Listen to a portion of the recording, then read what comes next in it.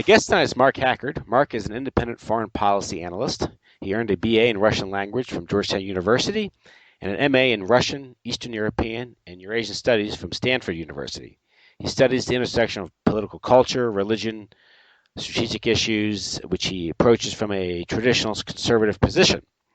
Soul the East is Mark's online project to ensure the valuable aspects of Russian political and religious thought are made available to English speakers. Mark, how are you doing tonight? Good. How are you, Tim? Very good, thanks. I want to thank you for coming on the show again. Oh, of course. And of course, tonight I ran across a couple of articles. I think you translated them. Is that how it goes? Is that you these articles? Yeah. Yeah, I Okay. translated them for my project, espionagehistoryarchive.com. Okay.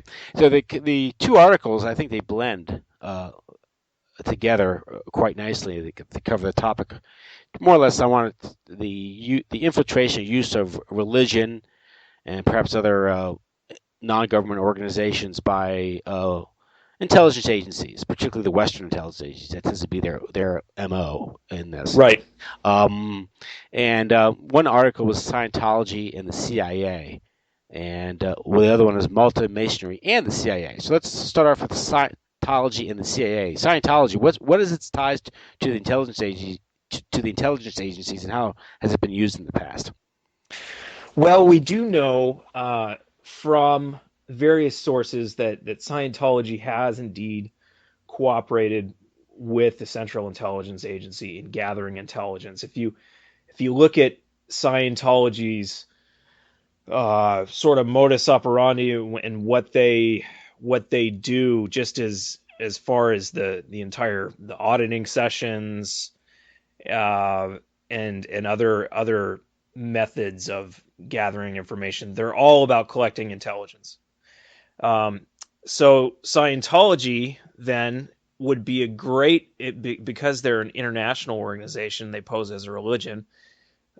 They are a great asset for an intelligence service like the CIA, who naturally want to collect as much valuable intelligence as possible on as many high value potential targets as possible.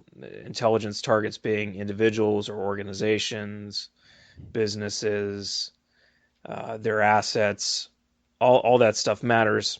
So Scientology can be useful in that regard.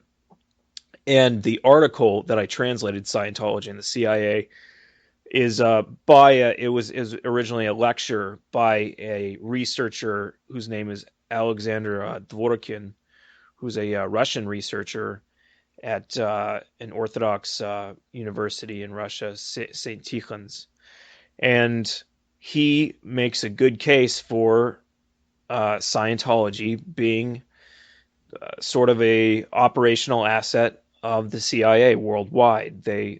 Meaning that there is some kind of intelligence sharing relationship going on with the CIA, and we really have to rely on a lot of circumstantial evidence in this, but it's there, and there's even documentary evidence of CIA assistance to the Church of Scientology mentioned in the Church of Scientology's own their own documents. So that shows that there's more to meets the eye than just what we might think of Tom Cruise and John Travolta and their various adventures.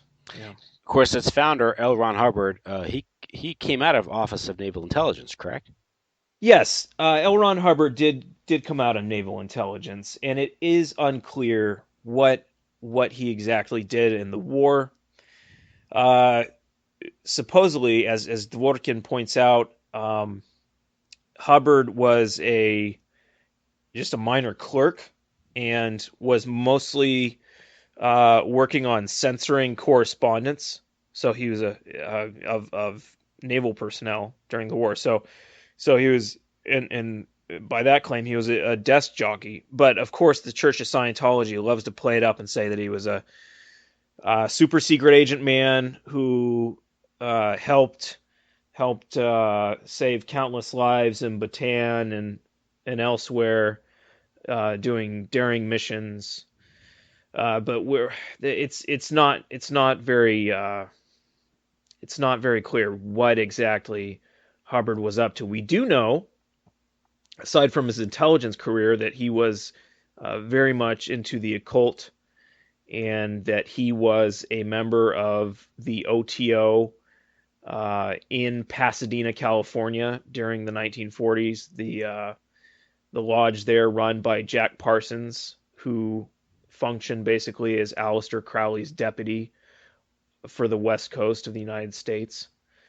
And the Scientologists sort of work that into Hubbard's legend that, oh, he was sent there by naval intelligence to break up a black magic ring. That seems pretty implausible to me. I think Hubbard went and was practicing magic because that's what he was into. Yeah, some really weird stuff. So there's a definite tie to intelligence and also occultism with Scientology. And Jack Parsons, he was the head of Jet Propulsion Laboratories. Yes, JPL. They also call it Jack Parsons Labs. But yeah, who of course has a crater on the dark side of the moon named after him. No one seems to get upset about that. That the founder of JPL was a Satanist black magician. But yeah. Yeah, it kind of gets in that weird NASA connection Yeah. and all that period. But this is also talking about the the foundation of Scientology. Its start in the 50s, and this is just, of course, during the MK Ultra experiments, the CIA, and we know that now that involved a lot of weird stuff, including experimentation and Yes, but also the use of cults, right? So right. Cults did play a key role in what we know from MK Ultra. The documents are limited, but there is at the very least tangential evidence that cults were studied in different religious rituals of various cultures, and religious and occult rituals, for that matter, were very, very deeply assessed for their potential use in mind control. With the strange thing with Scientology and MK Ultra was L. Ron Hubbard actually talked about CIA mind control experiments or CIA abuse of psychiatry, or of course the Scientologists would say that psychiatry alone is abuse in itself. But he actually was saying things publicly in the 60s, I believe. I don't know. I'm not quite sure if it was as early as the 50s, but he was speaking out on CIA use of psychiatry and mind control experiments. But of course, Scientologists were doing the exact same types of things. So it's not exactly it's not really clear cut what Scientology's role in that was at the time, but it's thought that from the 1960s onward, at least according to Miles Copeland, who in one of his works, Miles Copeland was a former CIA officer, and in one of his works he said that there was an agreement between the CIA and some sort of intelligence sharing arrangement between CIA and Scientology from the 1960s onward. In 1993, you have a big breakthrough when the IRS finally granted the Scientologists tax-exempt status as a religion. So from that point onward, Scientology's interests were actually lobbied overseas openly by the State Department. And there are even cases of Scientologists having a private audience in Germany, for example, with Secretary of State Madeleine Albright. But what's interesting now is that there actually has just been a Supreme Court case. It was a week or two ago, where the Church of Scientology's tax exempt status has actually been revoked. So it's where that leaves uh, the intelligence sharing uh, arrangement between CIA and Scientology and other U.S. government agencies. Who knows? That's all in the dark still. You could consider Scientology one of these private intelligence networks. It certainly is. Yeah. Yes, they have their own Office of Security. I'm trying to remember the exact acronym they use for they have so many strange names for everything. But yes, they've had their own uh, private intelligence group that performs basically counterintelligence and intelligence functions, that has broken into government offices over decades, stolen documents, um, gathered blackmail material on people, harassed uh, people who defected from Scientology and no longer wanted to be part of it or spoke out against it, made made those people's lives miserable. So yeah, that's all well known. Hmm. And their ability to act that way might suggest that they have some sort of, I guess, protection at high levels, so they can get away with this stuff without being prosecuted or being bothered by law enforcement officials. Or It would seem that yeah, way at certain points. I think it's interesting. Of all the cults, Scientology is definitely, while it does hold some power and influence and money in places like Hollywood, uh, and around the country to some extent, and they certainly put out that image. I mean, it's you can see it's okay to be um, it in say in the media, it's okay to be anti-Scientology and to comment on how crazy it is and just the weirdness, and you can get away with that, and that's fine, and that's politically correct. But um, but yeah, I think probably the Scientologists probably do have some levers of power that they can wield. I don't know to what extent exactly. Um, but they do seem to get away with some really nasty stuff, hmm, and it leaves you to wonder what sort of high level connections they might have. Now, if it that's just inside the United States. If you go abroad, then they probably have a lot more freedom. Well, it depends on the climate they're operating in and the given country. But as far as sanction from the U.S. government goes, which of course would be unspoken and covert, but it seems like if they do have some sort of agreement or arrangement set up with the CIA, say that they could do all sorts of nefarious things, and and uh, and no one would be the wiser, except unless a counterintelligence service in the local country um, is on their tail and not going to let them get away with it. For example, in Russia, which of course I follow um, closely, the Russians last year raided the Scientology organization in Moscow and confiscated a bunch of documents and said that that they were Scientologists were collecting sensitive information on people, and not just the members of their cult, but also people in the government, in law enforcement, in the security services, and so on. So that certainly sounds like information that Langley would be interested in, no doubt. and so it'd be legitimate for that government to not see Scientology as a religion, but more or less as a foreign intelligence agency operating on their on their soil, uh, uh, Sure, which would seem to justify a crackdown or some sure, sort of sure. regulation. Yeah, But yeah. And again, it's always done under the guise of, oh, freedom of religion, pluralism, and uh, freedom of conscience, and all these nice slogans that ultimately are just vehicles of subversion.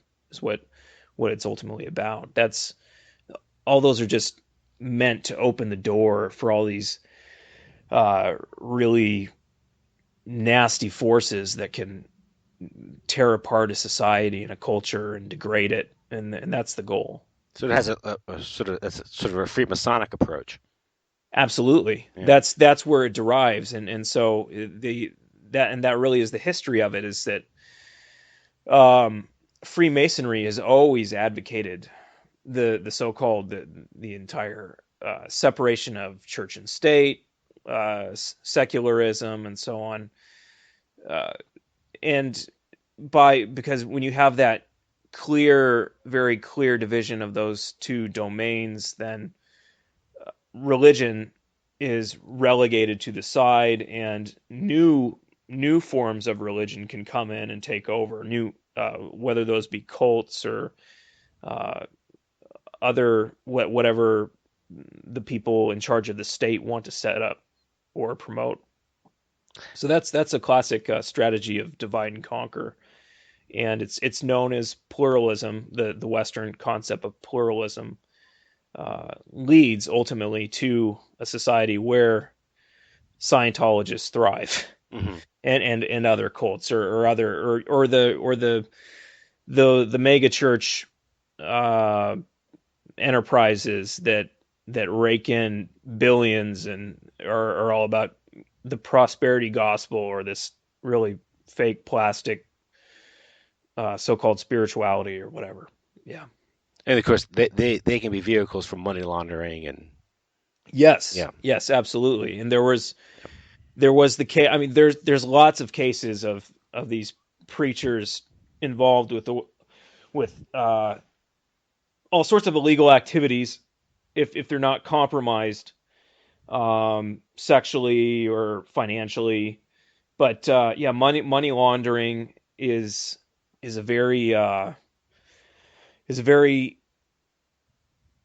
useful useful method of operation within religious cover. So if there's an intelligence service using religious organizations or a missionary organization overseas, it's a great way to move money, uh, and there have been mega churches who have been indicted for money laundering, or preachers of mega churches, these that they've gone to jail for this crime. So it's not and again, um, sometimes it's not exactly clear who else might be involved. It'll stop at them, and it won't go any further, even though they might have a large overseas presence and all these branches that are in different countries of their church, or it gets tied into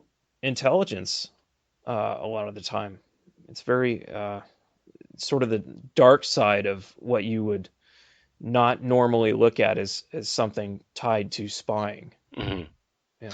Cool. Now, L. Ron Hubbard, he identified as a Rosicrucian. He did study Rosicrucianism, and I believe, yes, he was part of the Rosicrucian order. And some people think he was sent to do that by the OTO, which of course is the Ordo Templi Orientis, Aleister Crowley's organization. Um, and the OTO itself was uh, spawned originally from a spy, or it was a Prussian police agent named Karl. Oh no, I think it was Theodore Royce. There were Karl Kellner and Theodore Royce, and I believe Royce was the police agent. So, and who was interested in sex magic and whatever else. And later on, Crowley would take it over, and Crowley was an agent of British intelligence. So, Yes. Who spent time in here in the United States for a good oh bit. yeah, Yeah. yeah, I just found out that he had a house up the river from Woodstock. that's interesting. Yeah, he Yeah. he was he of course did his Montauk working, and there's lots of weird stuff associated with Montauk, New York. But Hmm. that's where he supposedly met his holy guardian angel, and he sketched it out, and it looks like an alien. And really, and this was, I think, around the year 1904.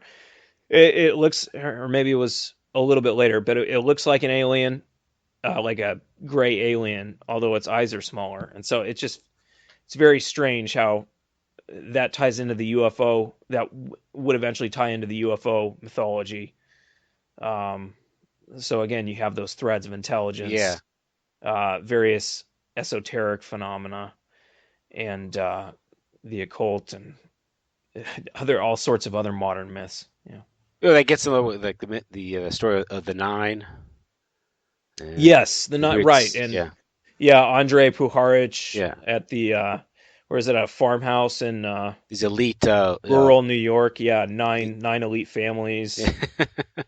Yeah, And there's just so a lot of creepy stuff that yeah, goes on or with that that. yeah, get Jack Parsons and all that. Yeah, like we mentioned earlier, and all that stuff. So, Yeah. and of course, didn't he die in a fire explosion or something in his house? And Yeah, he did. He died, I guess, in an explosion in his garage, and he was, and that's kind of a mysterious death, whether he was killed or not.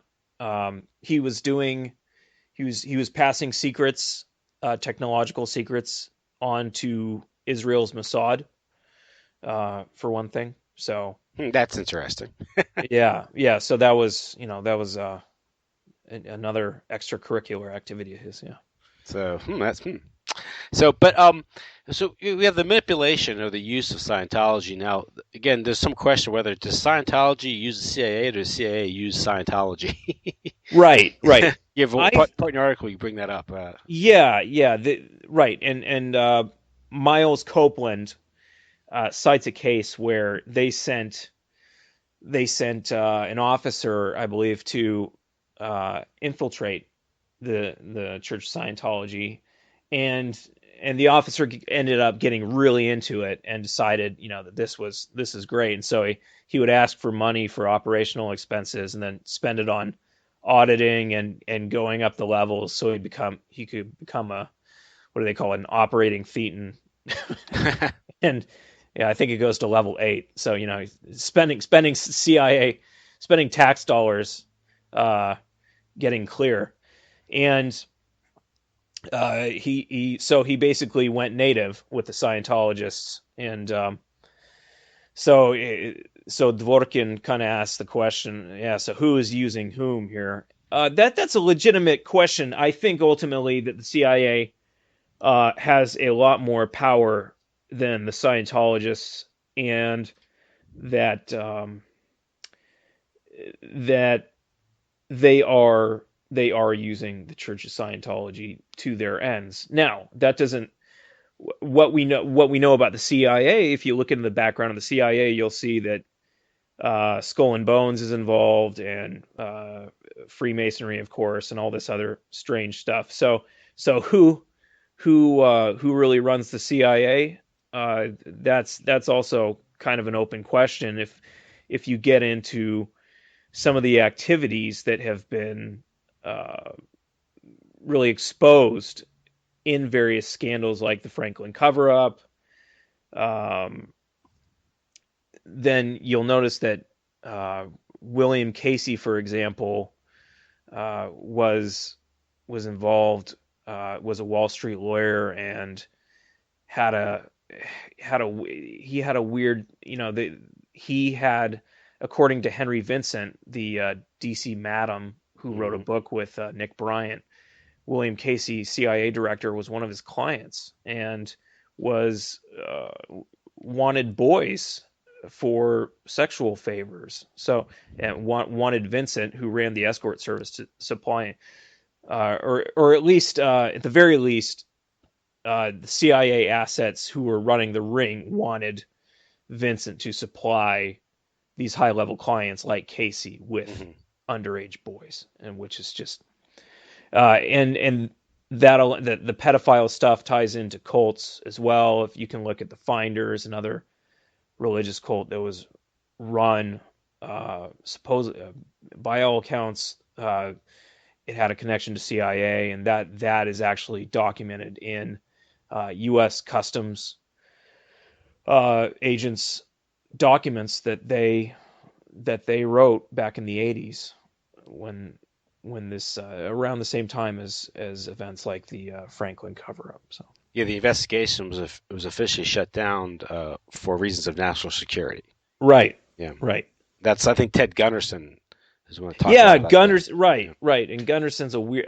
Gunderson's that's a an well, you yeah. get Gunderson's it. kind of a dubious figure, Yeah, and well, yeah. I mean, it's a murky world. I mean, yeah. It's a very murky. Hall of Mirrors. Yeah, you bet. So it's hard to say what his motivations are. I don't know him, and there are people who are I guess have look at him very suspiciously Yeah, because but he might have had, again he might have had some good intentions, but he himself was a involved in Intel Pro. right. So You just don't know. don't Yeah, know. and yeah, you can leave that to God to judge. But Hmm.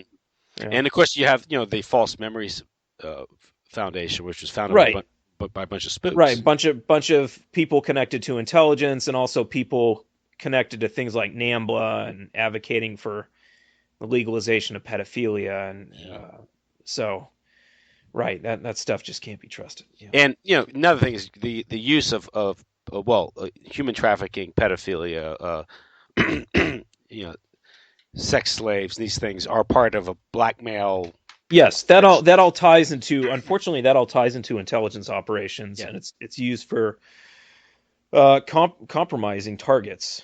Mhm. So you can even refer to the accounts of Jim Rothstein, the NYPD detective, who came across such phenomena back in New York in the 1960s, Yeah, who that's said, linking to Son of Sam case. This is yes, yes, much wider right, conspiracy involving snuff films, intelligence, elite people. I mean, this dates back to like 1969 at least. yeah, And also the famed Stonewall riots, where right, we're supposed to believe that this was the coming out of gay rights and they're being respected and having their rights. But according to Jim Rothstein, that place was a locus for human trafficking, pedophilia, right, prostitution, right. pornography. But we Yeah, and those things just don't get publicized for whatever reasons. And I think when you figure out that sometimes high level figures have the power to shut down media inquiry, or and in some cases even senior members of the media themselves get involved. Uh, so they have all the motivations in the world to keep a lid on those things. hmm hmm And I was listening to an interview by him a few days ago, and he apparently he got involved in that because he was in New York, but he was originally from Minnesota. Yeah, And a lot of the young kids showing up there, they were being right. We're being trafficked from the Midwest. from the Right. Midwest. Yeah, yeah. Yeah. So, but there's despite all this talk about Stonewall being the birth of gay rights and celebrated, there's a real ugly side to that. It's not just about equal rights and being able to be, to be respected. There's a real ugly side to that, and it doesn't get Yeah, talked it's yeah, it's very sad. These, you have to feel bad for a lot of these people who, uh, I don't know what the most. I try to find a charitable way to say that. Everyone has different disorders or disordered passions. We're all subject to that, but a lot of people have been abused or mistreated in various ways, and then and they're searching for meaning, and they end up in some really awful situations, and it seems like 1960s New York and 1970s New York was a was certainly a focal point for Yeah, that. yeah, yeah. But Yeah. we have cities that are like this. LA is kind of like that too. It's Oh, you bet. Yeah. yeah, Yeah, and the Boulevard of Broken Dreams. Yeah. yeah, just sort of like there's a like a pall that hangs over the city. Yeah, just Yeah, sort of chews people up and spits them out. yeah. Yeah, just machine for sucking away souls. Yeah. Hmm. The now getting back to Scientology, and of Mhm. course Scientology. You mentioned auditing and intelligence, and they have a very sophisticated, well-developed intelligence network, and the auditing program. And you mentioned uh, the how that can be used against foreign officials and dignitaries and celebrities and all that to get them to do. Certainly. Yeah, and I guess Yeah. that's one other way that even the CIA can get this information and utilize it and keep the Scientology at an arm's length, like the same way they use cults for drug dealing and human trafficking. Right. Yeah. Right. Yeah. There's a big element of plausible deniability there because it sounds really crazy on the face of it. Oh, the CIA was using this weirdo cult to say to run drugs or to Mm-hmm. uh, run a underage prostitution operation that was compromising high level government officials. I mean, it just sounds like something out of a B movie. But no, it actually goes on, or and history has shown that this stuff happens. So Mm-hmm. it's yeah, it's Well, the problem is a lot of people think when you mention this, you're talking about CIA proper, and they'll think about the people they know who may work there. right. I Yeah. know. If you, yeah, I went to school in D.C., so you have plenty of friends. Lots of people have friends who work there and who are good, patriotic people and analysts, and they do. I certainly had professors who were in CIA, and they're good people overall. And but there are other sides there, and again, that's the matter of compartmentalization. Hmm. Not everyone knows the entire big picture. So there are lots of other corners and rabbit holes that most people just don't know even exist. Hmm. And one thing you mentioned when you're talking when you were earlier, we were talking about their interest, Scientology's interest in, or they rather, I'm sorry, CIA's interest, maybe in other cultures, and anthropology played a big part in the formation of the CIA. You have one Gregory Bateson, Yeah. and of course I think his spouse was Margaret Mead, and Okay. yeah, and both of them were interested in anthropology, and both of them were engaged in, I guess you could say, call it weaponized anthropology. You bet. Yeah. Well, Mead wrote the work on Samoa, right? That was About free love, yeah, yeah about free love. That was just proven to be a crock of BS. yeah, Yeah. and of course that maybe the target there was the American people, because that was, Exactly. you know, Exactly. The target wasn't the Samoans. yeah. It was Americans. um, Right. but Right. Just like Kinsey. mhm. Yeah. Yeah, exactly. And Bateson, well, because well, you mentioned that one of the tricks, I think it was Miles Copeland, Yes. was getting to know getting to know a culture's religion, culture, or their superstitions, fears, and then using that against them. Yeah. And one example was knowing that if they're a certain political leader or a dignitary or official um, has certain beliefs in the occult, and you can use that against them. I think it was the scheme was called the occultism in high places. That's exactly right. Yeah. And uh, Copeland talked about that. How his colleague was running this program, occultism in high places. What they did was they basically made contact. They established relationships with various occultists, astrologers, fortune tellers around the world who had entree to the local political elites, whatever continent, whatever region that might be, in order to influence these various leaders. You can think how what of a that's a great way to exert influence and power through beliefs that people hold very strongly.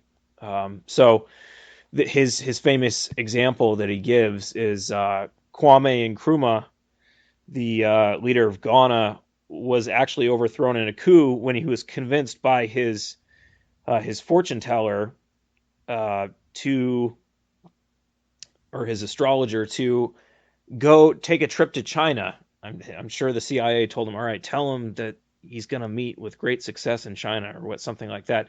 So he went to China, and then he was, and then uh, by the time he came back, he was no longer the leader of his country. So that's just a a great example of how those how cults and how occult groups can be used in statecraft, and it just goes back a long time.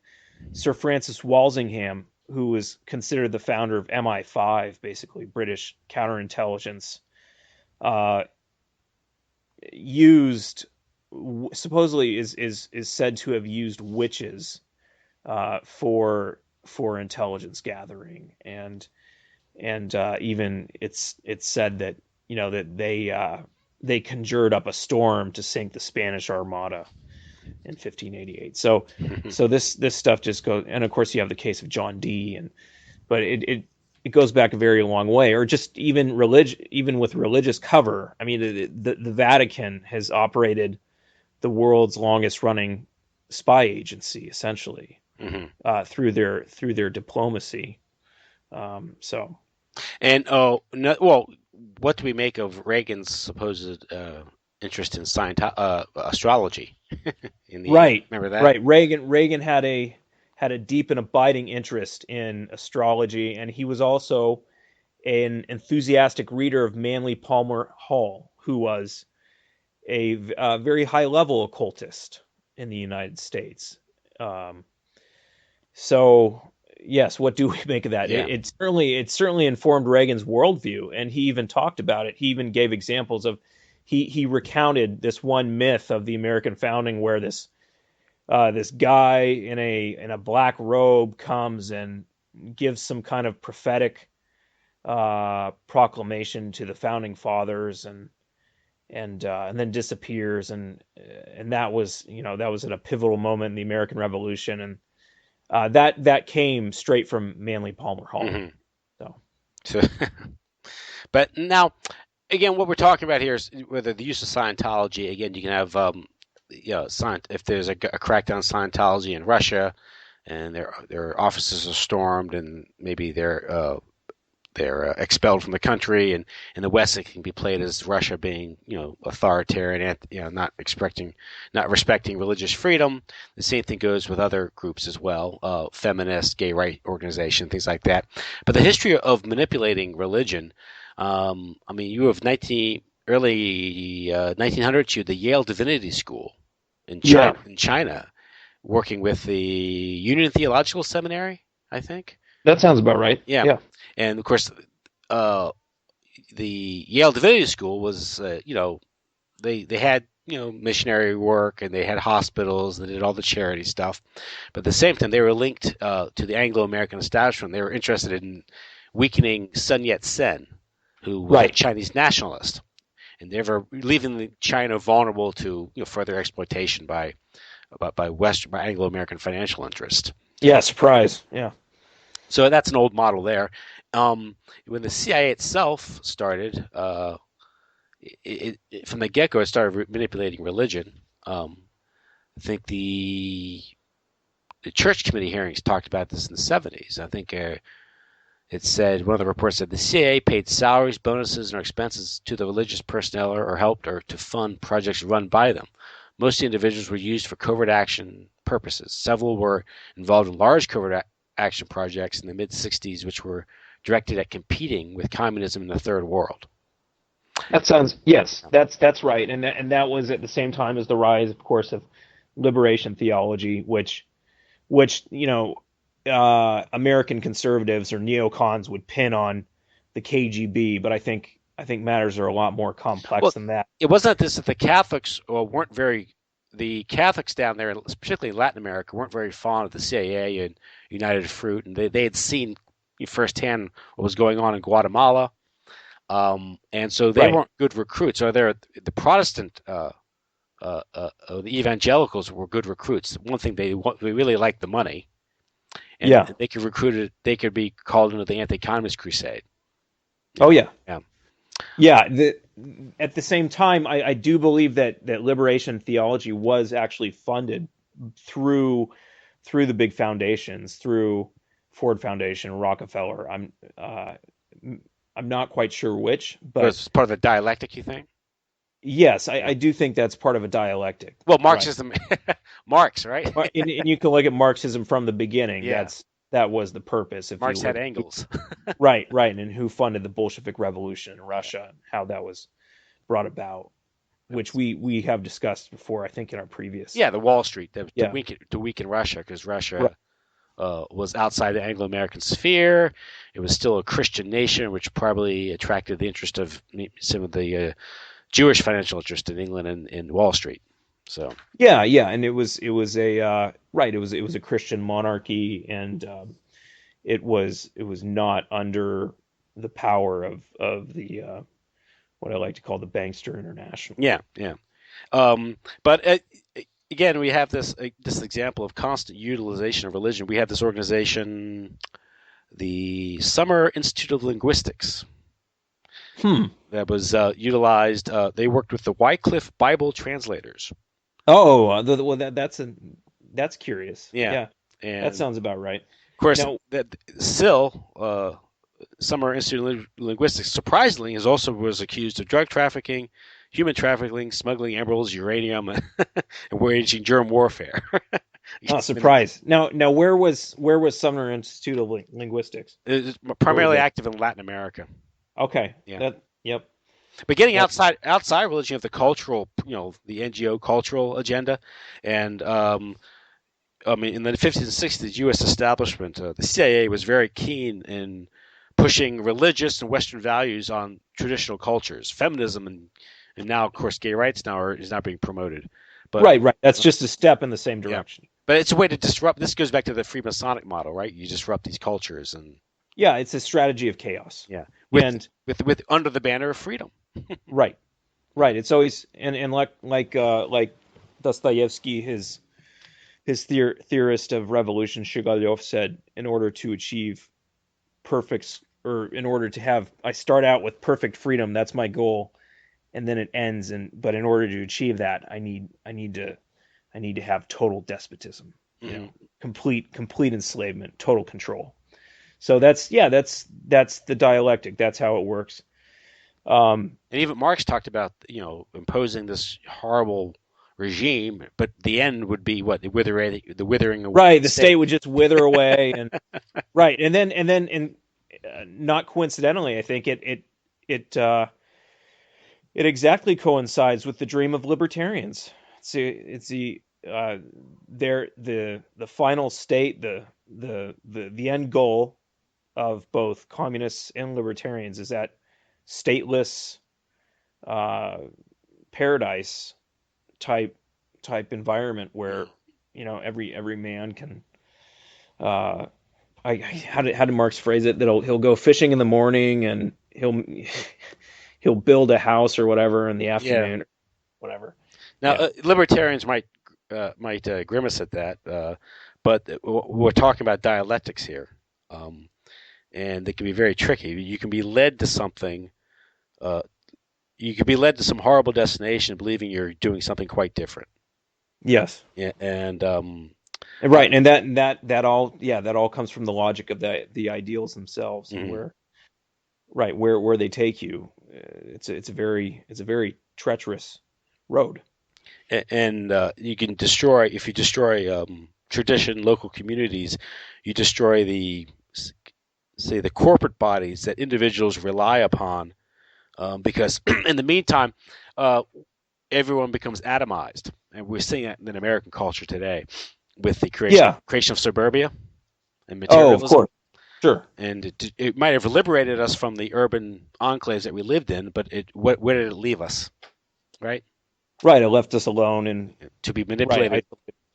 Yeah. That of course is certainly the goal, and really, again, that's the goal of individualism, is of modern individualism. This notion that the individual is completely liberated from any restraints. It ultimately leaves the individual face to face with the corporate state Yeah, and that's the problem. powerless Yeah, yeah. for it. Right, We're and naked before that state with you bet, nothing to and fall that back on. yeah, We don't have family. We don't have community. We don't have churches. no, you don't have any intermediating institutions to protect you from say the willful or just arbitrary use of power by other entities. Hmm. It's and the state has its place certainly, but this is a total perversion of state power. Oh, one It, thing is the destruction of oh, morality, because really, you think about morality, it's the morality is the great leveler. It's what the weak depend upon. If you don't have morality, then they're completely subject to the rich and powerful, and which what we're right, seeing more and more today. right, You know. and that just ties right back into social Darwinism and uh, the entire do what thou wilt philosophy of the elites. Yeah. Now the again, getting back to this the exploitation of religion, a couple of kind of weird examples that I got to bring up. One thing is the connections of if you talk about the cults and religious groups being utilized by intelligences, is the connections linking the Jim Jones and the People's Temple to the CIA, which is very Yes. interesting. Yes. It is very interesting. There was even a I think it was an A&E documentary done on it by Mike. What was his last name? It's escaping me at the moment.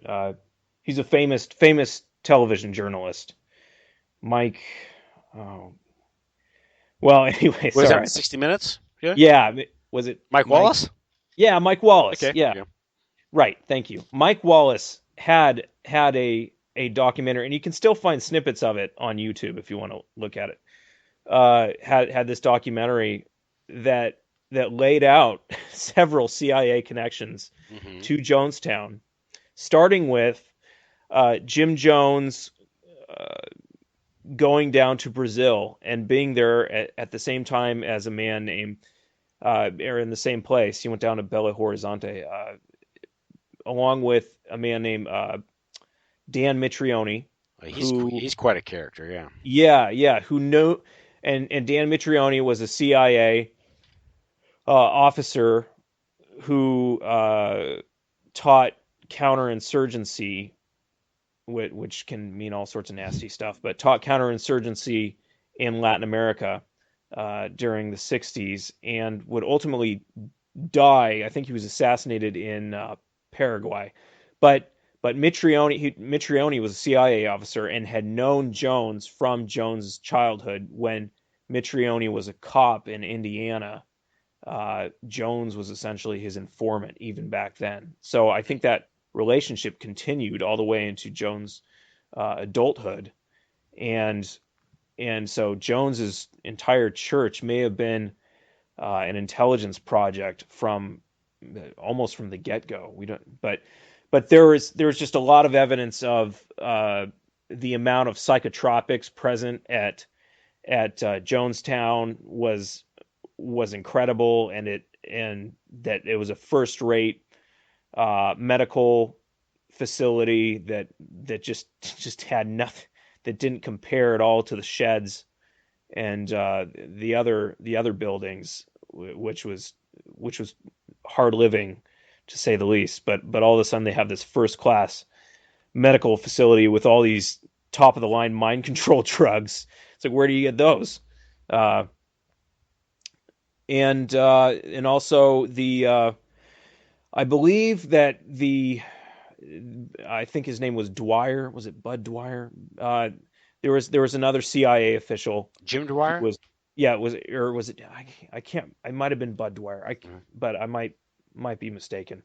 But there was another CIA official present right before the suicide, and Jones was saying, Jones can be heard saying on the radio to get Dwyer away, and or say, send Dwyer away, that Dwyer needed to be um, uh, kept out of whatever was about to happen. So there's a lot of details um, with the People's Temple that point to intelligence connections, plus the fact that Jones was a power player in San Francisco and local politics.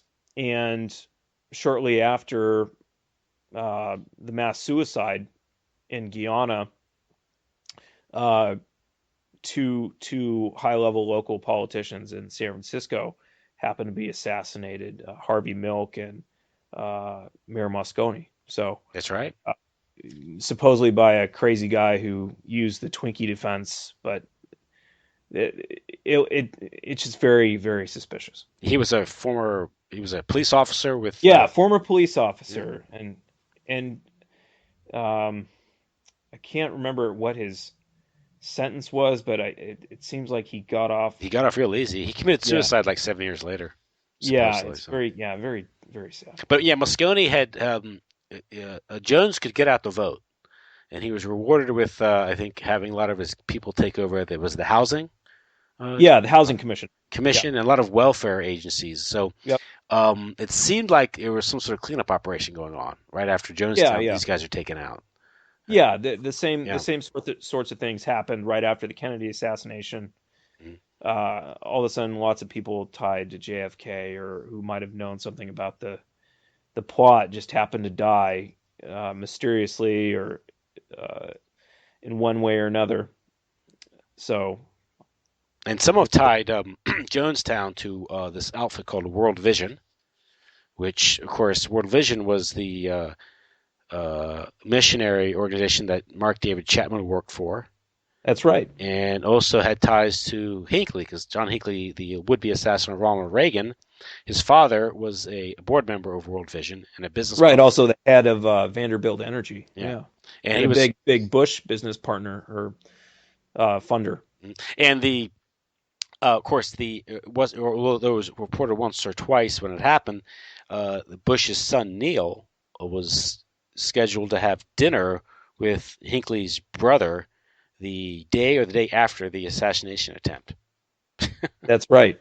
So, you know, Yeah, just like Bush Senior was meeting with Bin Laden's brother yeah, on 9/11. Yeah, you can't make it up. yeah. Yep. Well, there's just business. What can you do? Yeah, yeah. You know. Nothing So, personal. and another example of religious infiltration, I think we can't get away without mentioning, would be the Roberto Calvi, P2 Lodge, and the Vatican Bank in Operation Gladio in the 70s and 80s. Oh yeah, Yeah, absolutely.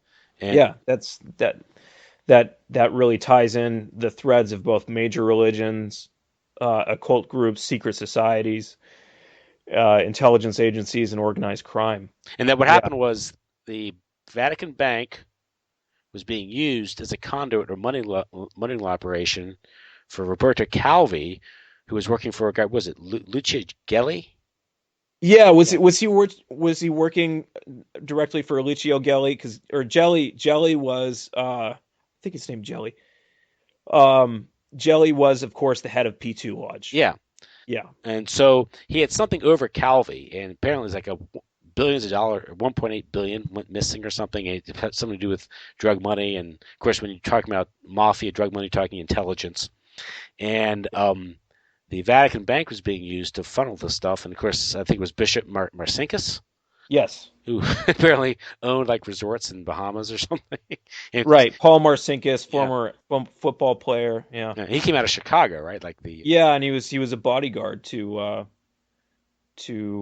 think it was Pope John Paul II. Yeah. So, but yeah, so you have that, and a lot of there's some evidence that that was kind of allowed because he helped Solidarity with some of that money Yeah, that's well that uh in Poland. would only make sense given that Solidarity was indeed the recipient of massive funds from the West, specifically from the CIA, for covert action purposes in the realm of political operations. And this Right. is another example of I think of the Vatican because of the Cold War being fear of communism being able to manipulate. Also, maybe with the temptation of money, because with all that money, you get that liquidity being pumped into the Vatican Bank.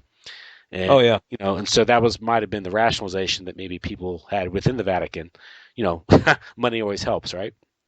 Um, Yeah. yeah, There, and there. I mean, there's so many yeah, players and involved in that. and that gets to the intrigues or the suspicions that maybe John Paul I was assassinated because he was looking into the Vatican Bank and would have opened up a whole can of worms. But it's not clear exactly. It's just there's some valid theories in that area, I think so. Right, right. But again, that's another example where the church is again working with P2 Lodge, which is a Freemasonic lodge. Of course, the history of the Catholic Church and Freemasonry is, I think there's more than a dozen encyclicals condemning Freemasonry. Yeah, Yeah. yeah. No, So. that's right, and certainly Freemasonry has been the enemy of traditional society as far as throne and altar and traditional communities and identity go. But they've been adept at infiltrating institutions and creating revolutions for centuries. Mhm. So you have documents like the Alta Vendita saying that they're going to infiltrate the Catholic Church and turn it to their use. Mhm. So Now, uh, again, Chris, I think in your article, Malta, Masonry, and CIA, yes, the thing is, this is a good segue. One of the avenues, one of the vehicles for infiltrating the church, is it the Knights of Malta? yeah, the Knights of Malta, yeah, Okay. Oh, okay. Yeah. So here you get into well, here the Malta Masonry and the CIA. Let's uh, let's mention that article before we close out the interview tonight. sure, yeah. Malta Masonry and the CIA is written by a former KGB colonel, Stanislav Likaryov, who actually served in London as an intelligence officer during the Cold War, and he was a an officer in the KGB First Chief Directorate, responsible for foreign intelligence operations, and he was known to be a very wily operative and was good at giving MI5 British counterintelligence a slip. And he would later go on to write a column. He died recently, but he post Cold War he wrote a column on espionage and history of secret societies, things like that. And so Likaryov goes into how the Knights of Malta are connected to the Western establishment, as well as intelligence agencies and secret societies like Freemasonry. So you get sort of a seamless garment of various ties through individuals and organizations, how they all overlap.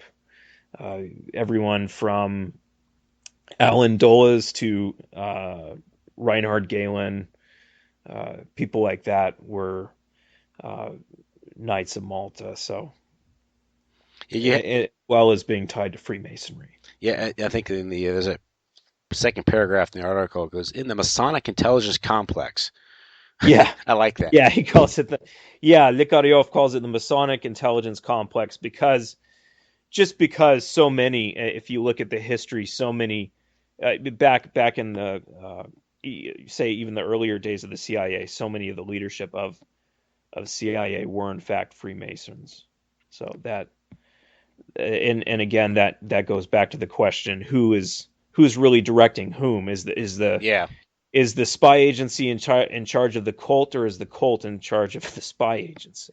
Well, we definitely know it's not the Senate Intelligence Committee, Oversight Yeah, Committee, nor is it the National Security Agency or Council. yeah, they do what they're told. Yeah, But again, if we look at look at these intelligence agencies, whether it's MI6 or CIA or Mossad, is the forces that went into creating these agencies. You have to look at that. right. The interest, whether it's the British East India Company or the Wall Street, these interests, and of course the Wall Street elite date back to the opium trade and the clipper ships in America, and these are the interests that went into creating intelligence agencies to more or less socialize their risks and privatize their profits. You bet. Yeah, on right. It's all on behalf of international oligarchy. Mm-hmm. Is where it goes. Yeah. But yeah, again, I guess in any case, Masonic techniques have been adapted in the CIA, MI6, and BND, that's the German intelligence, and Mossad, with all conditions equal during officer selection preferences given to Freemasons. So there's a higher. Yeah, that was interesting. Yeah. And he was a KGB colonel, and he probably came across. I'd imagine that Likaryov came across his stuff in London and knew, so he knew what he was talking about. Hmm. Yeah. So yeah, so this, now you have a question of whether Yeltsin was a Mason, because Well, the Likaryov poses the question: was Yeltsin a Mason? And there's no evidence of that. What there's a very strange moment in 1991. Yeltsin was made a Knight of Malta, um, and it was really weird because it was some sort of ceremony in the Kremlin, and he was photographed at it. But the person who awarded it was this weird psychic lady. Uh, Her name was Juna Davitashvili, and a Georgian, and she was she was a strange bird, to say the least. But she awarded him the Maltese Cross, and just you would think, okay, that doesn't mean anything. He's not really a Knight of Malta. But a year later, official relations between Russia and the Knights of Malta were restored, and that relationship went back to Emperor Paul the First, who actually was given fealty by the Knights of Malta during oh gosh, it was during Russian activities in the Mediterranean against the Turks, and so that was the late 18th, very very early 19th century before he was assassinated, which was also a Masonic plot, interestingly enough. But um, it's very strange that Yeltsin has, if you look at the article at espionagehistoryarchive.com, yeah, Malta Masonry and the CIA, you can see the picture of Yeltsin with the regalia of the Knights of Malta, and then there is the official restoration of relations with hmm them. So um, yeah, and that's also used, of course, as a vehicle of infiltration, and it does ultimately tie into the Masonic lodges, as he notes. Uh, there's a sort of a quote unquote orthodox counterpart to the Knights of Malta, that was, I guess, was founded by an Archbishop Makarios. So, and it was supposedly directed from London and funded by rich Greek Masons in the United States. So, hmm. Masonry is antithetical. I mean, it's a religion in itself, and it's antithetical to the Orthodox Church or the Catholic Church, and so it's neither traditional, an Orthodox person or a Catholic person would, if they're well grounded and their tradition would have anything to do with it. But here you have, um, again, these different Masonic ties creeping in. So yeah, it really does. I think it ultimately does go back to such organizations. It is a strategy of tension or a strategy of chaos that is used to destabilize societies and undermine their morale, their culture, their traditional religion, spirituality, and replace it with what can best be called simulacra of that, meaning the sort of the Disneyland style uh, consumer uh, religion of whatever might be promoted at the present moment. hmm Yeah. Now, with you mentioned that you mentioned the destroying of culture and differences, and of course we get that in the religious realm with the ecumenical movement, right? Yeah, the ecumenical movement is certainly, um, I think that really does point towards the ultimate, sort of the dissolution of true faith in favor of some sort of overlaying. one world religion, which is what lots of lots of elite social engineers have talked about, like Aldous Huxley being a prominent example.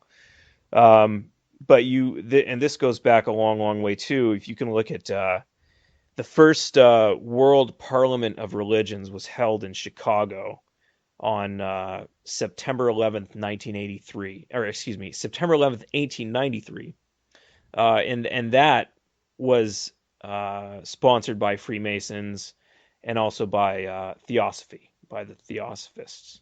So that points to this drive, this syncretistic drive to create uh, this great one world faith, and which basically means, of course, uh, suffocating the truth and and giving up what's actually important in spirituality. But yeah, and this is something that Rene Guénon spoke of as well. The infiltration of traditional institutions, um, whether they be, in the Western case, medieval knightly orders like the Templars, or you have the Knights of Malta, who were originally the Knights Hospitaller, but at some point they're turned, or a part of their leadership is turned towards something bad, and it goes from there in a counter traditional direction. And so that same process can happen with major religions as well. And you could also make the same case with maybe efforts to promoting integration. Um, was shrouded in a progressive kumbaya, but it was a destabilization program. Right, right, Yeah, and it's bad for everyone. yeah, This is meant to destroy everyone's identity. hmm This is no matter who you are. This is targeted at you, and even if it plays one side against another, and it might uplift seemingly one side and promote the interests of one culture against another. It's ultimately meant to destroy like you can see right with the situation. Well, I mean, you have certainly recent history, or you can look at Europe, but it's the entire experiment is it really is a strategy of tension, and it's meant to grind down all cultures. So you're waging these awful wars in the Middle East. You're sponsoring jihadists. You're displacing entire populations. You're sending them into Europe, where they don't have anything in common with the culture, and then you're expecting that everyone's going to get along. yeah, yeah. it's it's it's a it's a recipe for catastrophe. And they're not that stupid. So there's Yeah, yeah, it's malfeasance. not that stupid. Yeah, No, no, no. Yeah, I mean they can mask it with the stupid slogans, and liberal political philosophy in a way is that stupid, but it's something that goes deeper. Uh, it's really meant to annihilate uh, identity. well, look at the melting pot that came out of the that came out of the I think ADL. Yeah, that's interesting. The melting pot, right, is another example of sort of this remaking. This you could almost call it social alchemy. Or was it B'nai B'rith? I'm not sure. Oh, I'm not sure. Might have been Yeah. B'nai B'rith, but B'nai B'rith is sort of like Jewish Freemasonry. So Right, right. yeah, Yeah, and that's tied to Coudenhove Kalergi, and the sort of the plan to remake Europe, and essentially, deprive the peoples who have always lived in Europe of their identity, and to move in a bunch of people from elsewhere. And uh, again, this is not fair to anyone, and it's really awful and destructive. it's also horrible social engineering. Oh, yeah, You know, yeah. It's warfare. you're You know, treating human beings like various objects, and you're taught you can mix them around, and it right. involves all high level malfeasance and coercion, and abuse of power and by Yeah, certain. it's always based on coercion and lies.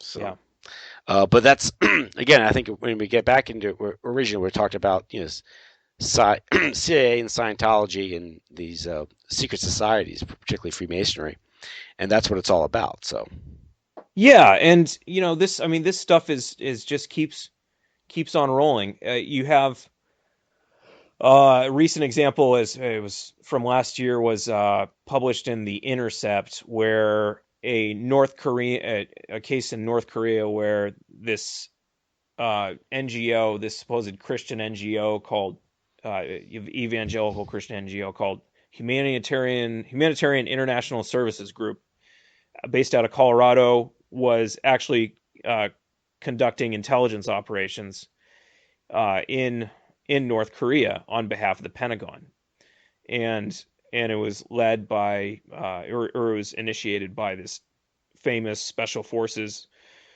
Delta Force guy named Jerry Boykin, who's a big evangelical Christian, and but yeah, and I don't know where they're might tie in the more esoteric dimensions, or where those might factor in, but still, yeah, this it's a constant phenomenon. It doesn't go away, and it fits right in with the use of other non-governmental organizations or other professions as cover. Whether it be journalists or businessmen uh, or aid workers. There's no real limit to what you can exploit if you have a completely amoral view of the world, and how you want to extract benefit from it. and it also makes all those people legitimate targets then too, Yeah, everyone's a target. Yeah. because well, good. I mean, the KAL 007 that went down was shot down back in Yes. '83.